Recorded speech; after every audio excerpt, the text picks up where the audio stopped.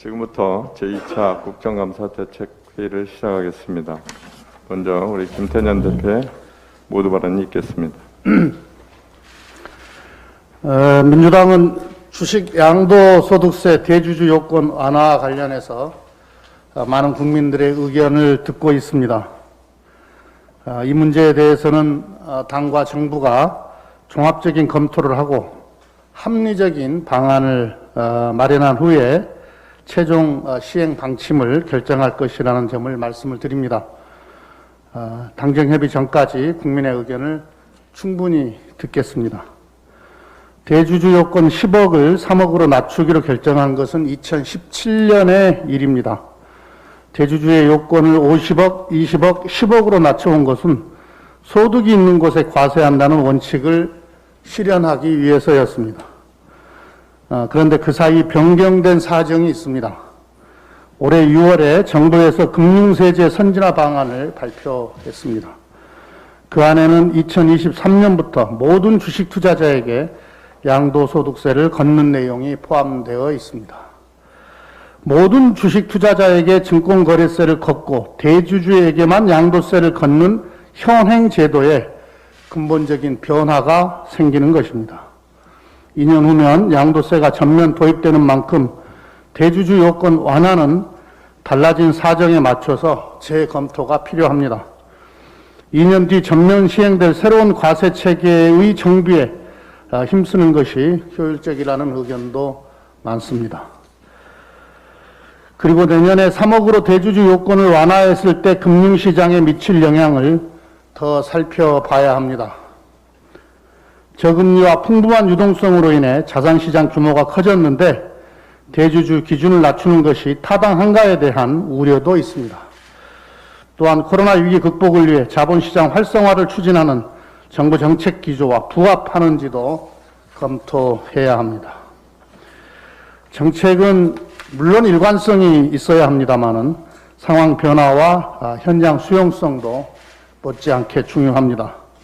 민주당은 정책 결정에서 소위 동학개미라고 일컫는 개인 투자자들의 의견에 귀 기울이겠습니다. 코로나19 이후 우리 주식시장의 개인 투자자의 비중이 급증했습니다. 코로나19로 폭락했던 우리 증시가 반등하는데 1등 공신입니다.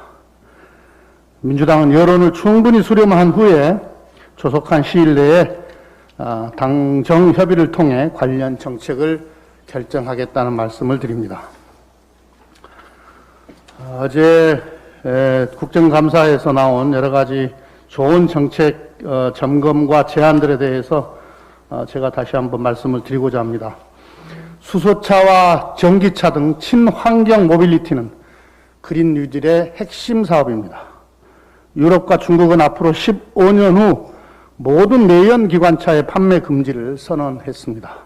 우리 정부도 2025년까지 친환경 미래차 사업에 20조를 투자하기로 했습니다. 그러나 이번 국정감사를 통해 확인된 수소, 전기차 충전 인프라 관리는 실망스럽습니다. 우리 당 이장섭 의원에 따르면 올해 전국 수소 충전소는 하루 평균 9시간이나 멈춰섰습니다. 상반기에만 156건의 고장이 발생했고 5개 중 1개꼴로 문을 닫았다고 합니다. 수소 경제 성장의 관건은 안정적인 충전 인프라의 운영에 달려 있습니다. 앞으로 정부는 5년간 20만 대까지 수소차를 확대할 계획입니다. 충전소가 제대로 설치, 운영되지 못하면 미래차 성장 계획에 차질이 불가피합니다. 2025년까지 정부가 설치할 450곳의 수소 충전소에 대한 전반적 관리 운영 계획을 마련해야 합니다. 5년 내로 113만 대를 보급할 계획인 전기차 충전 인프라도 마찬가지입니다. 우리 당 윤준병 의원에 따르면 현재 급속 충전기 한 대당 전기차 16대를 감당해야 하는데 5년 뒤에는 최대 76대를 감당해야 될 상황이라고 합니다. 전기차 급속 충전기 설치 목표량이 턱없이 낮게 설정됐기 때문입니다. 윤 의원은 전기차 충전 인프라 구축 계획을 다시 짜야 한다고 지적했습니다. 장철민 의원은 운전자가 접근하기 쉬운 곳에 충전소를 설치하는 인프라의 질적 확대를 요구했습니다. 김경만 의원은 산자부의 충전기 운영관리 전담 조직을 신속하게 정비해야 한다고 주문했습니다. 미래차로의 전환은 그린 뉴딜 정책의 성패가 걸린 사업이고 오늘의 지구 환경을 살리기 위한 우리의 노력입니다. 민주당은 친환경 미래차의 생산 관리부터 운영 인프라 확충까지 꼼꼼하게 챙겨나가겠다는 말씀을 드립니다. 방역이 곧 경제입니다. 우리나라가 세계 3대 국제 신용평가기관 모두로부터 코로나19 발생 이후 국가 신용등급을 지켜냈습니다. 피치사는 코로나19 확산이 경제성장과 재정에 부담으로 작용하고 있지만 대한민국은 효과적인 코로나19 정책 대응을 통해 주요 선진국 유사 등급 국가 대비 양호한 경제성장률을 달성할 것으로 봤습니다.